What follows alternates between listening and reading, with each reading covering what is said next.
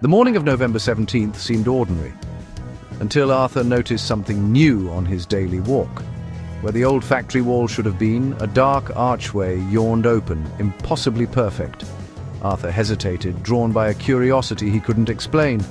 The tunnel's darkness swallowed the morning light, its silence deeper than the city outside.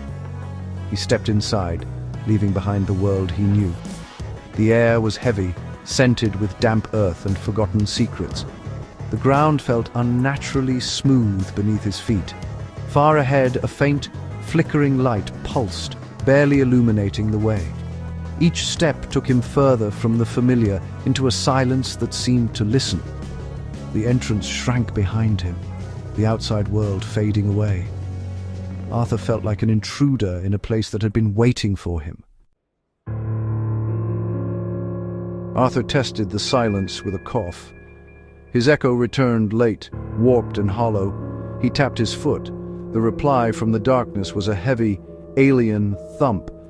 The single guiding light fractured into dozens, flickering sickly green and blue, casting wild, shifting shadows. His own shadow twisted, monstrous and alive. The light seemed to perform for the tunnel itself.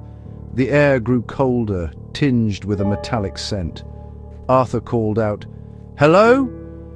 But the echo was a whisper, not his own. "Shallow." The tunnel shimmered at the edges of his vision, reality bending. The ground felt steady, yet vertigo tugged at him. Here the rules of the world no longer applied. Arthur realized he was not alone, and never had been. From the darkness a figure emerged, a man-shaped void gliding silently above the floor. It had no face, no features, just endless darkness. Arthur froze, heart pounding, as the figure drifted past, cold radiating from its presence. It didn't acknowledge him, moving on its own path. For a moment, Arthur thought it turned to look at him, but there was only emptiness. The shadow vanished into the grey light behind. The tunnel's walls rippled, reality flowing like black water. Arthur felt himself drowning in a world coming undone. Desperate, Arthur pressed on and spotted another archway, an exit back to the park.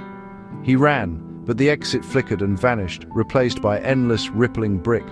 Panic set in. Both entrances were gone, leaving only darkness. Then, suddenly, the exit reappeared. Arthur sprinted and burst through, collapsing onto the grass. A blinding flash of white light erased everything. When he opened his eyes, the park was normal, the wall solid and unchanged. No tunnel, no archway, just faded graffiti and ivy. But in his pocket, Arthur found a single polished black stone. Reality, he realized, was full of hidden cracks, if you knew where to look.